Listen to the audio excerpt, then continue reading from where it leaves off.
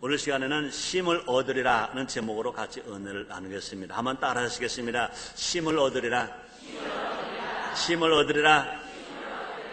네. 현대인이 많이 하는 말이 있습니다. 그게 뭘까요? 쉬고 싶다. 쉬고 싶다. 또 요사이 많은 사람들이 사업을 할 때 그 점포를 세우면서 이름을 질 때 많이 쓰는 이름이 또 있어요. 뭔지 아세요? 쉼터. 쉼터. 청소년 쉼터. 무슨 쉼터. 쉼터. 쉼터가 라는 이름이 많이 있습니다. 여러분 한번 물어볼게요. 인생은 뭘까요? 한마디로 말해 인생은 뭘까요? 인생은 뭘까요? 인생은 뭘까요? 네? 나그네길. 인생은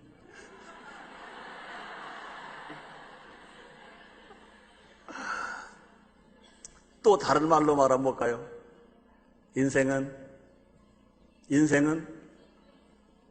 슬픔. 내가 한 말이 아니라 제왕 대신 솔로몬 왕이 한 말입니다.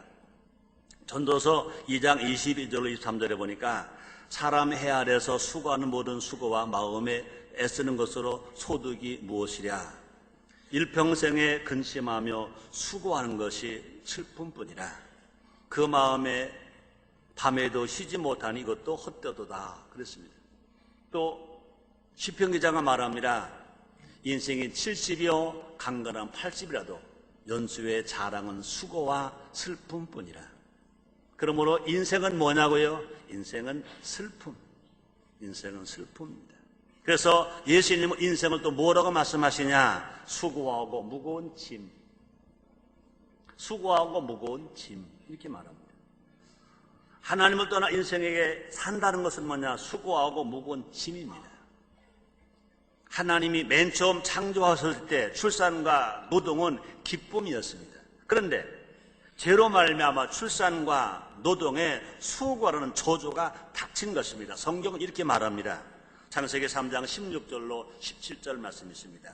또 여자에게 이르시되 내가 네게 잉태하는 고통을 크게 더하리니 내가 수고하고 자식을 낳을 것이며 너는 남편을 사모하고 남편 너를 다스릴 것이니라 하시고 아담에게 이르시되 네가 네 아내의 말을 듣고 내가 너더러 먹지 말라 나무 실과를 먹었은즉 땅은 너를 인하여 저주를 받고 너는 동신토로 수고하여야 그 소산을 먹으리라. 아담과 하와가 하나님 앞에 범죄하지 않았다면, 아담과 하와가 하나님의 말씀에 순종했더라면 여자에게 제일 행복할 때가 언제였을까? 여자에게 최고로 기쁠 때가 언제였을까? 언제였을 것 같아요? 출산할 때. 출산할 때가 최고의 기쁨이며 최고의 행복이었습니다. 그런데 하와가 범죄했어요. 그래서 그 기뻐해야 할 그 출산이 고통이었습니다. 그뿐이 아닙니다. 아담도요 범죄하지 않았다면요 우리가 일하는 것이 행복이요 기쁨일 것입니다. 즐거움이었을 것인데, 그런데 아담이 하나님 말씀에 불순종하고 선악을 알게 한 나무 열매를 따먹었기 때문에 너는 종시도록 수고하여야 그 소산을 먹으리라 그렇습니다. 그러므로 인생은 누구도요 짐을 안 진 사람이 아무도 없어요. 인간의 힘과 방법으로는 결코 수고하고 무거운 짐을 내려놓을 수가 아무도 없는 것입니다. 인류 문명이 발달할수록 수고하고 무거운 짐은 더 커져가는 것입니다. 통계청 자료에 보면요, 우리나라, 다른 나라가 아닙니다. 우리나라가 2000년도에 하루 평균 얼마만큼 자살했느냐? 17.7명. 그러니까 1년 동안에, 2000년 1년 동안에 자그마치 자살한 사람이 얼마나 많으냐? 6,460명이 자살했다는 것입니다.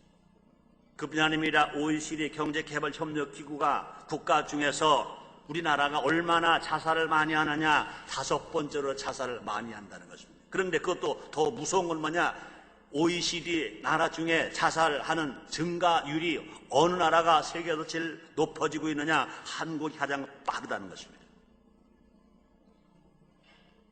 어떻게 해야 인생에 수고하고 무거운 짐을 내려놓을 수 있을까? 누가 해답일까? 오직 한 분 계십니다. 예수님이 해답입니다. 예수님이 해답입니다. 예수님이 해답입니다. 예수님께 나오기만 하면 수고하고 무거운 짐이 해결된다 그 말입니다. 슬픔과 고통이 해결된다 그 말인 것입니다. 그래서 예수님 진 말씀하십니다. 마태복음 11장 28절 말씀이십니다. 수고하고 무거운 짐진 자들아 다 내게로 오라. 내가 너희를 쉬게 하리라. 여러분, 세계의 어떤 종교 지도자가, 세계 어떤 정치 지도자가, 세계 어떤 사상자가 수고하고 무거운 짐을 다 내게로 가지고 오라. 내가 널 쉬게 하리라 한 분이 누가 있습니까? 공자님입니까? 아닙니다. 부처님입니까? 아닙니다. 소크라테스입니까? 아닙니다. 어떤 임금도 대통령입니까? 아닙니다. 오직 한 분, 예수님만이 수고하고 무거운 짐진 자들아 다 내게로 오라. 내가 너희를 쉬게 하리라. 전 예수를 늦게 믿었습니다. 교회 가서 목사님 말씀을 들으면 그것이 그런 것도 같고, 집에 가서 직장 일 하다 보면 또 아닌 것도 같고, 참 고민할 때가 있어요. 저 처음으로 예수 믿을 때. 근데 아주 저를 쉽게 설명해 준 분이 계세요. 예수님이 어떤 분이냐 아주 쉽게 설명해 주더라고요. 지금 인터넷 방송을 통하여 또 인공위성을 또 세계 방방곡이 다 나가는데 아마 다른 종교인들 이해하세요. 전 우리 성도들을 보고, 오늘 처음 교회 나오신 분들 우리 교회 사는 이야기니까 이해하셔 들으시기 바랍니다. 지금 그분이 아니라 그대로 지금 전할게요. 나보고 그래요. 최성규 형제, 예수가 잘 안 믿어지지? 안 믿어져요. 잘 이해가 안 되지? 잘 이해가 안 돼요. 나는 이렇게 해서 은혜를 받았어. 이해가 됐어. 한번 내가 얘기해볼게. 더 들어봐요. 그분이 나보다 한 5살, 6살 더 먹으신 분이었었어요. 이렇게 얘기하더라고요. 한 사람이 빠른 길로 가려고, 새길로 가려고 좁은 길로 가다가 연못에 빠졌습니다. 수영을 못한 사람이었습니다. 그러니까 물에 빠지니까 죽게 됐어요. 소리 지릅니다. 사람 살려! 그랬어요. 제일 먼저 누가 지나가다가 그 소리를 들으셨느냐? 공자님이 그 소리를 들으셨습니다. 공자님이 이제 물에 빠져서 다 죽어가는 사람 봤습니다. 이제 공자님 이렇게 얘기를 하시다는 게 내 말이 아니고 그분 말이니까 여러분 다른 종교를 가지신 분들 이해하셔야 돼요. 이렇게 얘기합니다. 공자님이 그랬더래요. 이놈아, 분자는 대류강인데 왜 큰 길로 가지 좁은 길로 가다가 새길로 가다가 연못에 왜 빠졌냐? 요놈아, 떼끼놈. 그리고 지나가시더래요. 지금 물에 빠지면 죽게 됐는데, 그러면 두 번째 누가 지나갔었겠어요? 부처님. 부처님이 이제 지나가시다가 사람 살려 가까이 와서 봤습니다. 뭐라고 그렇게 했어요? 불쌍하구나, 불쌍하구나, 불쌍하구나. 그 다음에는 나하고 뭐 나온 말 있잖아요. 근데 강단이 그 말을 안 하죠. 그러면서 그러더랍니다. 거기 지푸라기 하나 있네. 그 지푸라기 한번 잡아봐 나올 수 있는가? 참 불쌍하다, 불쌍하다 하고 지나갔습니다. 맨 나중에 누가 지나갑니까? 예수님이 지나갑니다. 사람 살려 그러니까 물에 빠른 사람이 이제 기력도 없어서 소리 지를 수도 없습니다. 그냥 할딱할딱합니다. 그런데 예수님은요, 분자는 대류양인데 좁은 길로 갔느냐? 야단치지도 않습니다. 불쌍하다고 말만 하고 쯧쯧 하지 않습니다. 그냥 그 물에 연못에 텀벙 들어가서 물에 빠져 죽게 된 사람을 건져서 뚝방으로 던지고 살게 만들어주고 예수님은 그곳에서 빠져 죽었습니다. 이분이 예수님입니다. 예수님은 살리는 분입니다. 제 강에 빠지고 죽음의 강에 빠진 사람을 살려주는 분이 예수님입니다. 그러므로 기독교는 종교로 보지 마세요. 기독교는 종교가 아니고 구원이고 생명입니다. 이런 분이 예수님입니다. 이제 이해가 되십니까? 그랬더니요, 그러더라고요. 이야, 이해가 탁 되더라고요. 설교 들을 땐 이해가 안 되는데 그 말에 그냥 찰싹 이해가 되더라고요. 오늘 처음 나오신 분, 제 설교로는 이해가 안 돼도 이 말에 이해가 되시기를 바랍니다. 천하인간에 누구도 그 죄를 지고 고통당하고 수고하는 사람, 슬픈 사람, 고통당한 사람을 보고 다 내게로 오라, 내가 너희를 쉬게 하리라 말씀 아무도 안 계십니다. 예수님만이 있으신 것입니다. 그러므로 예수님은요, 인생에 당하는 고통을 다 아시는 분이신 것입니다. 그래서 히브리서 4장 15절 이런 말씀이십니다. 우리에게는 대제사장은 누굴 말합니까? 예수님이신 것입니다. 우리 연약함을 채워하지 아니하는 자가 아니요 모르는 일에 우리와 한결같이 시험을 받는 자로의 죄는 없으시니라, 이렇게 말씀하십니다. 그러면 우리 예수님은요, 다 아세요. 원죄를 진 거 다 아세요. 약한 거 다 아세요. 힘든 거 다 아세요. 고통도 다 아세요. 그러므로 여러분, 정말 우리를 알아준다는 분이 계시다는 것이 얼마나 위로가 되냐 그 말입니다. 근데 여러분, 세상에 누구도 안 알아 몰라요. 여러분의 자녀가 고통당하는 부모가 알 수가 있나요? 그뿐이 아닙니다. 남편이 고민하는 것 아내가 알 수 있나요? 아내가 고민하는 것 남편이 알 수 있나요? 자식이 고민하는 거 부모가 알 수가 있나요? 그뿐이 아닙니다. 부모가 고생하는 거 자식이 알 수 있나요? 그뿐이 아닙니다.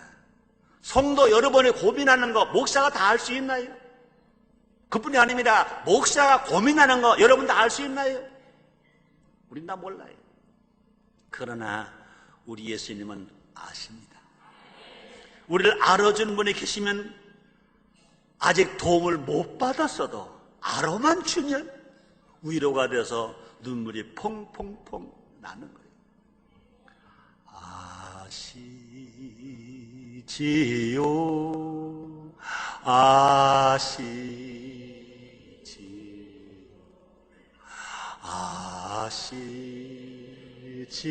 아시지요, 주님, 아멘.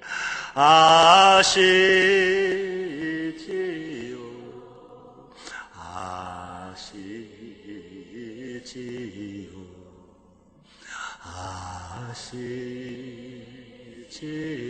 아시지요, 주님. 우리 예수님이 우리를 다 아세요. 다 아세요. 그 예수님 앞에 나와서 위로받고 해결받는 우리 모두가 됩시다. 이 시간 예수님께 나아가서 수고하고 무거운 인생의 짐을 다 내려놓고 참된 쉼을 얻는 우리 모두가 됩시다. 자, 그러면 어떤 짐이 있을까? 크게 네 가지만 말씀합니다. 첫째로 죄의 짐이 있습니다. 죄의 짐. 여러분, 인생을 살아가면서 제일 무서운 짐, 제일 무거운 짐이 어떤 짐일까? 죄의 짐인 것입니다. 인생의 모든 문제의 근원은 어디서 오냐? 죄 때문에 옵니다. 죄의 짐 때문에 옵니다. 그러므로 죄 때문에 수고합니다. 죄 때문에 절망스럽습니다. 죄 때문에 고통스럽습니다. 죄 때문에 병듭니다. 그럼 죄가 뭘까? 아주 쉽게 말하면요, 어린아이가 부모님을 떠난 것과 같은 것입니다. 더 쉽게 말하면 뿌리가 없는 꽃과 같은 것인 것입니다. 뿌리 없는 꽃은 아무리 화려해도 곧 시들어버리고 마는 것인 것입니다. 그 말이 뭡니까? 하나님을 떠나면 그것이 죄인 것입니다. 말씀을 떠나면 그것이 죄인 것입니다. 아담과 하와는요, 하나님을 떠났어요. 말씀을 떠났어요. 하나님 말씀하셨습니다. 동산 중앙에 있는 나무, 선악을 알게 한 나무 열매를 먹지 말라. 먹는 날엔 정령 죽으리라 그랬습니다.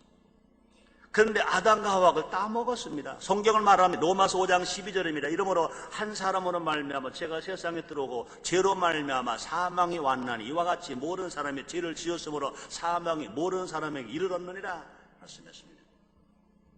그렇습니다. 꽃이 살려면 뿌리가 있어야 되는 것처럼 아이가 행복하려면 부모에게 속해야 부모 품에 있어야 되는 것처럼 예수님은 죄인들이 하나님께 돌아가는 유일한 길인 것입니다.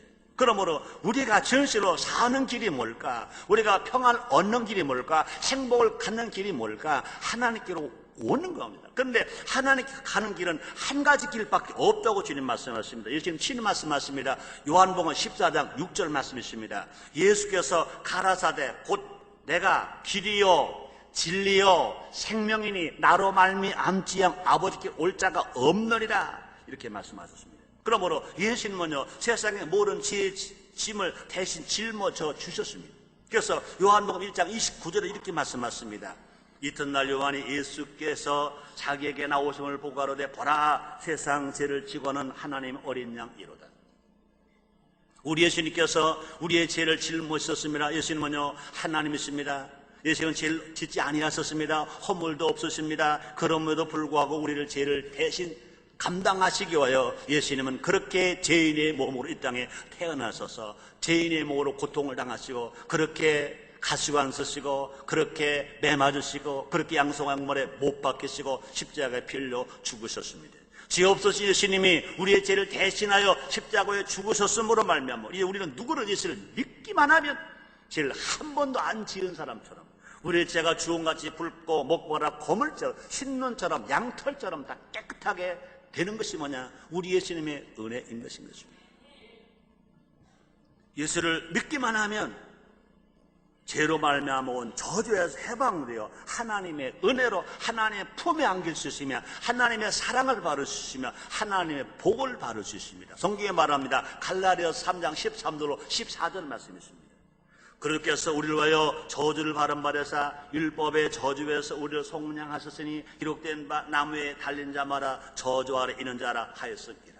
이는 그래도 예수 안에서 아브라함의 복이 이방인에게 미치게 하고 또 우리로 하여금 믿음으로 말미암아 성 약속을 받게 하려 하심이니라 말씀했습니다. 그러면 우리가 예수를 믿으면 예수께 나오면 우리의 죄가 주홍같이 붉고 목보라로 거물죄로 원죄와 조상의 지은 죄와 내가 지은 죄와 알고 지은 죄와 모르고 지은 죄, 내가 입술로 지은 죄, 생각으로 지은 죄, 몸으로 지은 죄, 내 행동으로 지은 죄까지 몽땅 용서받고 해결받아서 죄에서 해방되는 것, 죄에서 힘을 얻게 되는 것, 하나님의 사랑이요 예수님의 은혜인 것 믿으시길 바랍니다.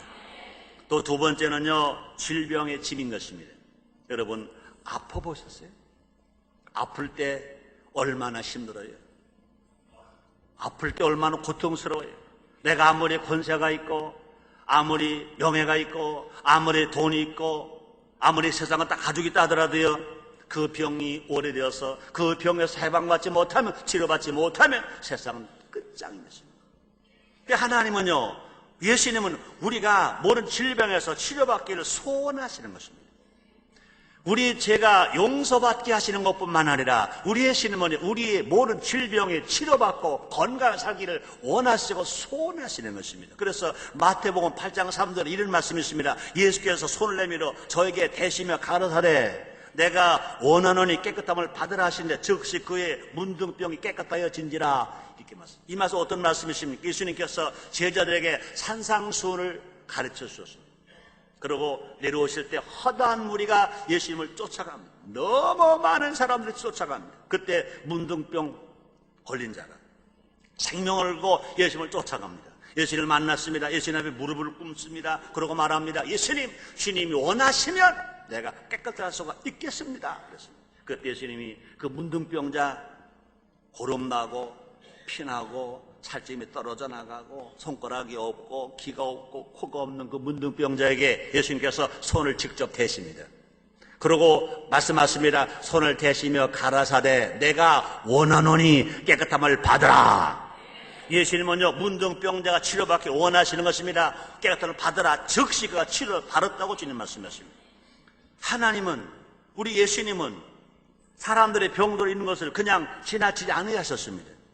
우리 예수님은 공생에 3년 반 동안은 적어도 3분의 2 시간을 병자를 치료하신 일의 시간을 보내셨습니다. 성경 이렇게 기록하고 있습니다. 마태복음 4장 23절 24절 말씀이 있습니다. 예수께서 온 갈릴리에 두루다니사 저희를 향해서 가르치시며 천국 복음을 전파하시며 백성 중에 모든 병과 모든 약한 것을 고치시니 그의 소문이 온 수레에 퍼진지라 사람들이 모든 앓는 자 곧 각색병과 고통에 걸린 자 귀신 들린 자 간질하는 자 중풍병들을 데려오니 저희를 고치시더라.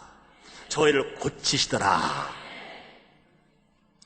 우리 예수님은요 병을 고치신다 그랬습니다. 근데 예수님은요 그 당시에 예수님 당시에는 고치시는 것이 아니라 예수님 부활 승천하시면서 제자들에게 병 고치시는 은사와 능력도 주셨습니다. 그래서 마가복음 16장 17절에 보니까 너희가 내 이름으로 귀신을 쫓아내며 새 방언을 말하며 뱀을 집으며 무슨 독을 마실 때 해를 받지 아니하며 병든 사람에게 솔 언전즉 나으리라 하시더라 말씀했습니다. 예수님만 치료하시는 것이 아니라 예수를 믿으면, 예수님의 성령 은사를 받으면, 시기 은사를 받으면 우리가 기도할 때 자기 병만 치료하는 것이 아니라 가족의 병도 치료받고, 이웃의 병도 치료받고, 친구의 병도 치료받고, 성도의 병도 치료받고, 구역 성도의 병 치료받는 역사가 지금도 일어날 수가 있는 것입니다.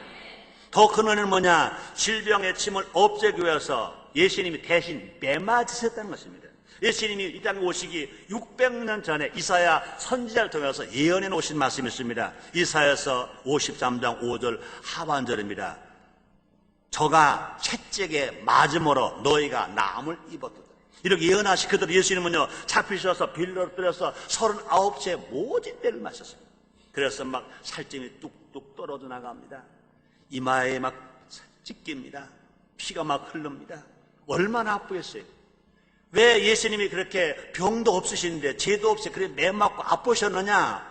병으로 아파서 고통당할 자들을 대신해서 예수님이 아파 주심으로 우리의 병을 치료하시기 위함이라고 말씀했습니다. 또 그뿐이 아니라 우리 예수님은요, 우리의 육체의 질병을 치료해 주실 뿐만 아니라 상처받은 마음도 치료해 주시는 것 믿으시기를 바랍니다. 시편 147편 3절입니다.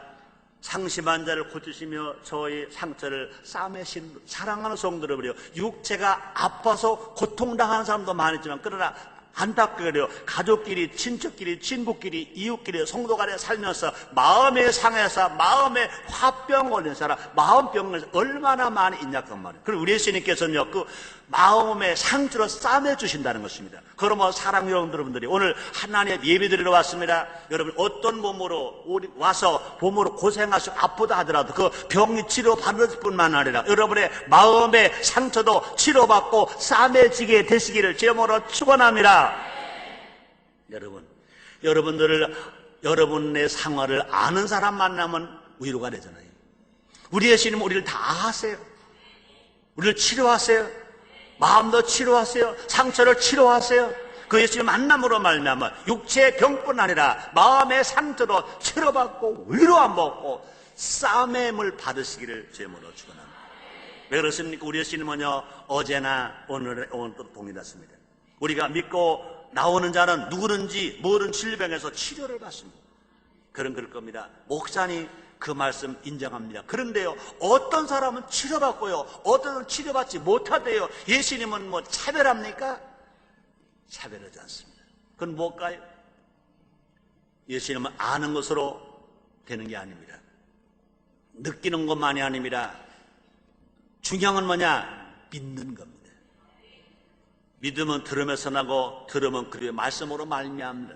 똑같은 말씀을 똑같은 자리에서 똑같은 사람에게 들어도 어떤 사람은요, 지금도 그럴까 하고 의심하면서 듣는 사람이 있고, 믿기는 믿어야 되는데 의심하면서 믿는 사람이 있고, 아니야, 믿어야 돼. 의심이 오면 의심하기는 사탄아 물러가라.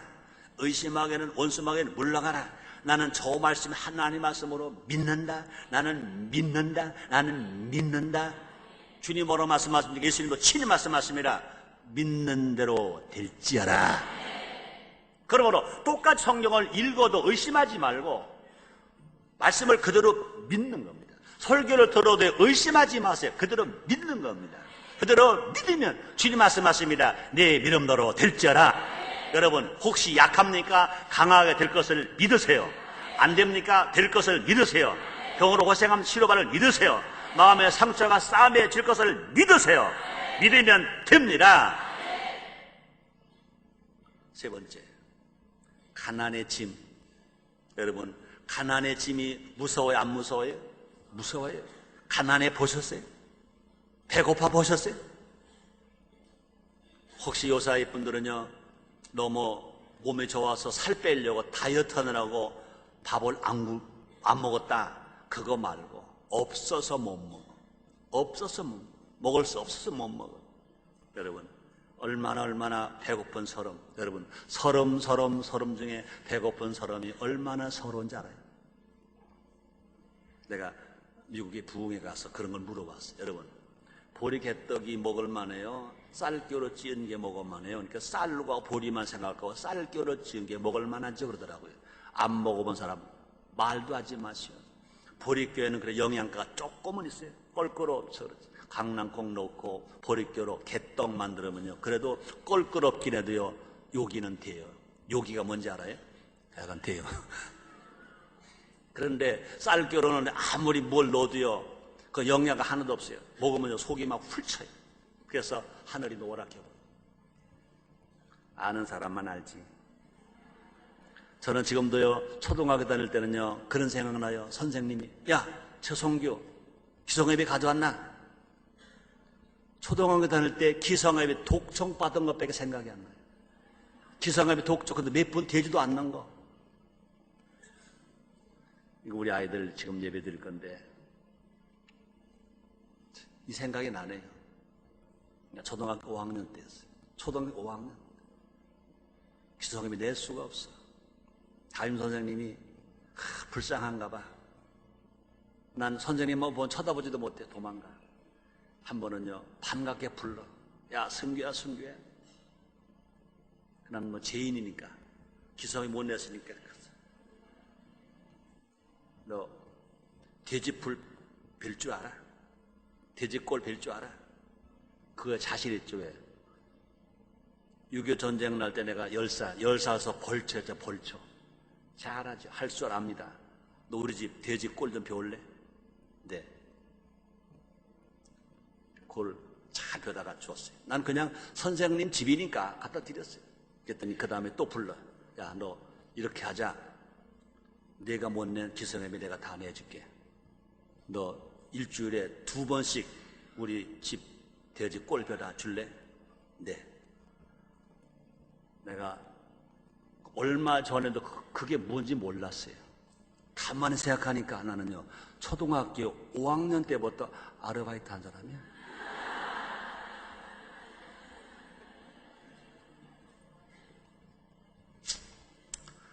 아시지요? 아시지요? 하나님은요, 인생이 돈에 눌려 사는 것 원치 않습니다.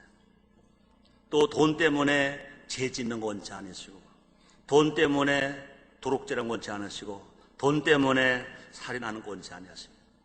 하나님은 예수님을 가난하게 하셔서라도 우리가 부유하기를 원하십니다. 아세요? 하나님 우리를 얼마나 부유하기를 원하시는지, 하나님의 말 독자인 예수를 가난하게 하셔서라도 우리를 부유케 하십니다. 내 말이 아닙니다. 보세요. 바울이 말하는 것입니다. 고린도후서 8장 9절입니다. 우리 주 예수 그의 은혜를 너희가 알거니와 부유하신 자로서 너희를 위하여 가난하게 되심은 그의 가난함을 인하여 저희로 부유케 하려 하심이니라. 예수님은요 부유하신 분입니다. 예수님은 천국에 계신 분입니다. 예수님은 천국뿐 아니라 세상 마음을 지으신 분이십니다. 예수님은 부족 없는 분입니다. 그러므로 불로 예수님은요 우리를 위해서 가난하게 오셨습니다. 마곡간에 오셨습니다. 말고에 누워 계셨습니다. 배고프셨습니다. 헐벗었습니다. 예수님 친히 말씀하십니다. 저 새들도 깃들 곳이 있다. 여우도 굴이 있다. 그러나 예수님 말씀하시는 머리 둘 곳이 없다. 너무 가난하게 됐어요. 왜 가난하셨느냐? 아담과 범죄함으로 말미암아 가난하게 된 우리를 부욕케 하시기 위하여 우리 하나님 예수님 대신 가난하게 하셨다고 주님 말씀하셨습니다. 그러므로 이제 우리가 예수를 믿으면 예수님 대신 가난하셨기 때문에 우리는 이제 부유하게 살 수가 있다 그 말인 것입니다. 예수님 대신 죄를 짊어지셔서 그 예수를 믿음으로 죄가 용서받은 것처럼, 예수님 대신 아프심으로 우리가 치료를 받은 것처럼 예수님 대신 가난하시기 때문에 우리는 예수님의 은혜로 말미암아 부유하게 살 수가 있다는 것인 것입니다. 그러므로 가난의 짐은 물러가라 할 수 있습니다. 그러므로 시편 기자가 말합니다. 시편 23편 1절에서 말씀하십니다. 여호와 나의 목자시니 내가 부족함이 없으리로다 말씀하셨습니다. 하나님은 우리의 쓸 것을 풍성하게 채우신 분이신 것입니다. 성경에 말합니다. 빌립보서 4장 19절 말씀이 있습니다. 나의 하나님이 그도 예수 안에서 영광 가운데 그 풍성한 대로 너희 모든 쓸 것을 채우시리라 이렇게 말씀하셨습니다. 언제? 예수님 안에서 어떻게 살 때, 하나 영광에서 살 때 얼마 많고 풍성한 대로 너희 모든 쓸 것을 채우시리라 주님 말씀했습니다. 그럼 우리가 예수 안에 살면, 하나님 아버지 영광을 위해서 살면 우리 하나님이 가난과 저주를 다 물려쳐 주시고 하나님의 부여로 넘치게 채워주신다는 것입니다. 그러나 예수 밖에 있을 때는 안 됩니다. 예수 안에서도요, 자기 욕심만 부리면 안 됩니다. 예수 안에서 하나님의 영광을 위해서 살면 우리 쓸 것을 채우신 하나님, 우리를 부욕해 주시는 것입니다. 이런 말이 있더라고요. 돈을 벌기가 힘들다고 하나 돈을 지키기보다는 쉽다. 돈을 지키기가 힘들다고 하나 돈을 쓰기보다는 쉽다. 좀 이상하지 않아요? 그렇습니다. 여러분, 제일 힘든 게 뭐냐고요? 돈을 잘 쓰는 겁니다. 그 다음에 쉬운 건 뭐냐고요? 돈을 지키는 겁니다. 제일 쉬운 건 뭐냐고? 돈을 버는 겁니다. 우리가 예수를 바르게 믿기만 하면 돈에 지배당하는 인생이 아니라 돈을 지배하는 인생이 됩니다. 네 번째 마지막입니다. 죽음의 짐. 여러분, 죽음 앞에 안 떨 사람 아무도 없어. 너 죽여! 그러면요, 다 가져가. 생명 걸고 도본 물질, 생명 걸고 얻은 명예, 권세, 너 죽여! 그러면요, 다 가져가. 인생입니다. 그러므로 죽음의 짐이 얼마나 무서우냐고요? 얼마나 무서우냐고요?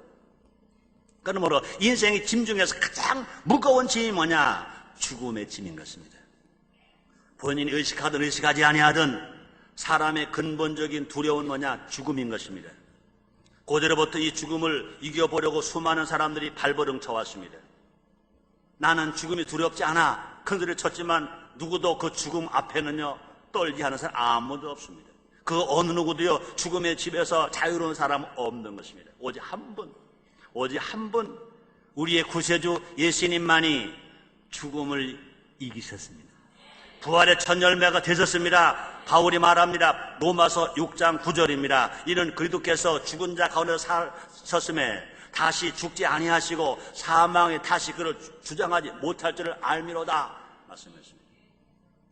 예수님은 죽음을 이기실 뿐만 아니라 믿는 자에게 영원한 생명을 주십니다. 그래서 요한복음 10장 28절에서 예수님이 이렇게 말씀하십니다. 내가 저에게 영생을 주노니 영원히 멸망지 아니할 터여 또 저희를 내 손에서 빼앗을 자가 없느니라 말했습니다. 그렇습니다. 예수님의 부활의 첫 열매가 되십니다. 주님의 재림하시를 그때 예수 믿고 구원받은 자는 모두가 다 죽었으나 다시 부활의 첫 열매가 되었어요. 우리는 부활의 첫 번째 부활에 참여가 되었어요. 부활의 첫 열매가 되신 예수님 재림하실 때 우리는 첫째 부활에 참여해서 공중에서 예수님은 신랑, 우리는 뭐 신부되어서 혼인잔치에 참여할 수가 있다 그 말인 것입니다. 그리고 우리는요 예수님이 구원받은 우리는요 죽음이 두렵지 않습니다. 왜? 부활할 것이기 때문에. 그러므로 우리 주님은요 영생만 주시는 것이 아니라 해함도 없고 상함도 없는 천국을 우리에게 주시는 것입니다. 천국에서 하나님 아버지 영원히 기뻐하며 살게 되는 것입니다. 그럼 우리 예수를 믿으면 우리가 영생 얻고, 예수를 믿으면 영원한 천국 가고, 예수를 믿으면 첫째 부활에 참여하고, 예수를 믿으면 혼인잔치에 참여해서 주님과 함께 영원히 사는 것 믿으시기를 바랍니다. 그리고 예수를 믿으면 이 모든 은혜가, 이 모든 사랑, 이 모든 축복이 우리에게 즉시 주어지는 것입니다. 그러므로 죄의 짐이 풀어집니다. 질병의 짐이 풀어집니다. 가난의 짐이 풀어집니다. 죽음의 짐을 내려놓을 수가 있는 것입니다. 인생의 참된 쉼을 얻을 수가 있는 것입니다. 그런데 조건이 있나요? 아무 조건에서 남도 노소 빈부 기천입니다. 요한복음 3장 16절에 보니까 하나님은 세상 이처럼 사랑하사 독생자를 주셨으니 저를 믿는 자마다 얼굴이 검든지 희든지 노랗든지 민족이 어떻든지 어느 족속이든지 할 것 없이 나이가 많든지 적든지 돈이 많든지 적든지 그 관계하지 않냐고 누구든지 믿기만 하면 구원받고 영생을 얻어서 하나님의 자녀가 되는 것인 것입니다. 그럼 오늘 여기 처음 나오신 분들, 성도 다르고 본적도 다르고 성격도 다르고 나이도 다르고 직업도 다르고 다 달라요. 그러나 걱정하지 마세요. 누구든지 예수를 믿으면 구원을 받았어. 하나님은 자녀가 되어서 지혜의 짐이 해결되고 질병의 짐이 해결되고 가난의 짐이 해결되고 죽음의 짐이 해결되는 것인 것입니다. 오직 예수님이 나의 구세주의 주실 믿기만 하면 의심하지 않고 믿기만 하면 결론입니다. 오늘 이 자리에 나오신 여러분 모두 예수님이 초청해서 나오신 것 믿으시길 바랍니다. 혹시 그럴지 몰라. 아닌데 우리 친척이 가자고 그래서 왔는데, 아는데 우리 이웃 성도가 가자고 그래서 왔는데, 누가 여러분 보고 가자고 했다 하더라도 초청하신 분은 예수님, 가자고 그러는 분들은 모두가 다 예수님의 심부름꾼입니다. 예수님이 초청, 예수님이 하셨어요. 직접 여러분 모시고 온 분, 택시를 탔든 자가용을 탔든 뭐 전철을 탔든 뭐 타고 오신 분, 같이 오신 분들 모두가 다 예수님의 심부름꾼이에요. 진짜 초청은 누가 하셨느냐? 예수님이 하셨어요. 여러분, 내가 설교합니다는 담임 목사입니다. 최성경 목사가 초청한 게 아닙니다. 물론 우리가 서류상은 초청자 순복음위원장의 담임 목사 최성교로 됐습니다. 그러나 나도 심부름꾼, 나도 예수님의 심부름꾼, 진짜 초청자는 예수님이 수고하고 무거운 짐진 자들아 다 내게로 내가는 쉬게 하리라. 오늘 예수를 믿지 아니함으로 짐도 있고, 예수를 믿었으면서 직업의 짐, 삶의 짐, 물질의 짐, 생활의 짐, 해야 할 무거운 짐들 때문에 수고가 왔는지 몰라요. 그러나 여러분 그 짐도 다 예수님 발 앞에 맡겨놓고 풀어놓고 해결을 받으시기를 제물로 축원합니다. 이 거룩한 초청을 받고 오신 여러분 진심으로 축하드립니다. 축하드립니다. 예수 그분을 만나면 인생이 바뀝니다. 팔자가 바뀝니다. 저도요 예수를 늦게 믿었어요. 33살에 예수를 믿었어요. 39살에 목회자가 되었어요. 저도요 예수 믿어서 팔자가 바뀌었죠. 예수 안 믿었다면 내가 어디 있었겠어요? 저 대한민국 충청남도 연기군 전인면 고등 283번지 1호에서 우리 할아버지 우리 좋은 소상들에게 제사를 참 잘했을 거예요. 그러나 그렇게 살 수밖에 없었던 내가 예수를 믿었더니 팔자가 바뀌었어. 하나님 아들 되어서 목회자가 되어서 여러분을 초청해서 같이 예배드리고 말씀을 증거하게 되었어요. 이게 시간 팔자, 사람 팔자, 시간 문제인 것입니다. 여러분 자랑스럽게 여기시길 바랍니다. 감사하시 바랍니다. 한번 따라해보세요. 나를 예수님이 초청하셨다. 아멘. 여러분 대통령이 초청해 주셔도요 신나잖아요.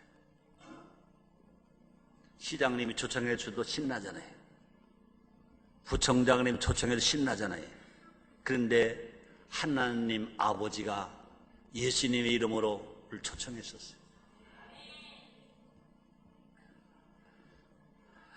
마지막으로 제가 믿거나 말거나 얘기할게요. 하나님께도 전화번호가 있대요. 하나님께 전화번호가 있는데 하나님께 전화번호는요 국번이 없대요.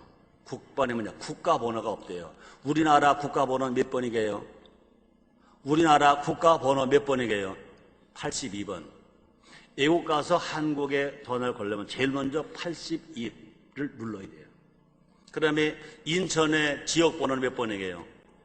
032. 근데 외국 가서 걸리면 0은 빼고 걸어야 돼요. 그러니까 국가번호, 대한민국 국가번호 82. 인천 지역번호 032. 그러고 눌러야 돼요. 그런데요, 하나님 아버지께 거는 전화번호는요, 국가번호가 없어요. 그러니까 더 쉽죠? 그러나 지역번호 없어요. 쉽죠?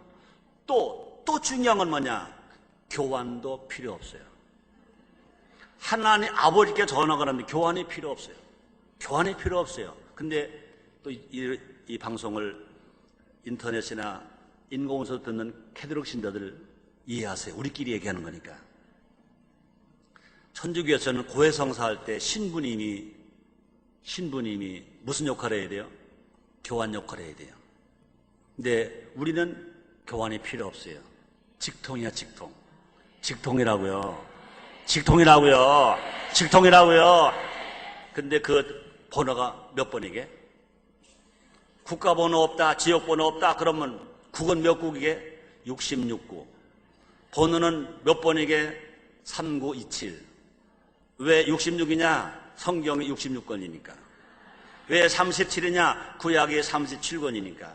왜 27권? 아니? 39. 왜 구약이 39권이니까. 왜 또 그 다음에 27이냐? 신약이 27이니까. 그래서 하나님 전화번호는 66국에 3927. 국가번호도 없고 지역번호도 없고 교환도 없고. 그래서 여러분 지금도 우리 하나님 아버지께 지금 전화하고 있는 거예요. 왜요? 우리가 설교를 듣고 있으니까.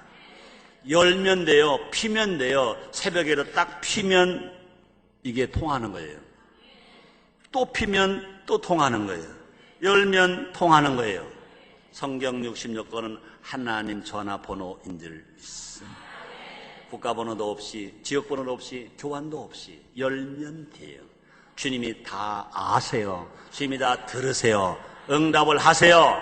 그러므로 그 사랑, 그 은혜, 그 축복 다 받으시길 주님으로 축원합니다. 그래서 예수님 안에서, 하나님 안에서 쉼을 얻으시기를 주님으로 축원합니다. 기도하겠습니다. 하나님 고맙습니다. 감사합니다. 예수 안에 쉼이 있습니다. 편안함이 있습니다. 행복이 있습니다. 예수님의 이름으로 기도드리옵나이다.